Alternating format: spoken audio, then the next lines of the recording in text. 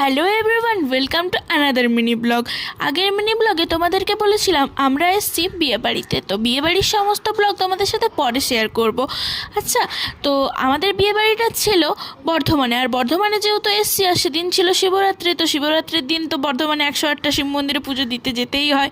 আর দেখতেই পাচ্ছ গাইজ, আমরা চলে এসেছিলাম প্রচণ্ড ভিড় ঠেলে ঠাকুরের কাছে। আসলে এখানে আগেই পুজো হয়ে গিয়েছিল, ভক্তরা শুধু মাথায় জল ঢেলে মনস্কামনা পূর্ণ ঠুন্নর কিছু একটা ব্যাপার থাকে যেগুলো বলতে হয় মনে মনে। তো পুজো করে এখানে ঠাকুরের মাথায় ফুল দিয়ে আমরা চলে গেলাম বাইরে।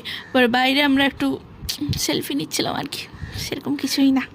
বাই দ্য ওয়ে, আমরা নিয়েছি এখানে ঘুগনি আর লুচি, ফেভারিট খাবার গাইস। তারপরে এটা ছিল বাইরের লুকটা।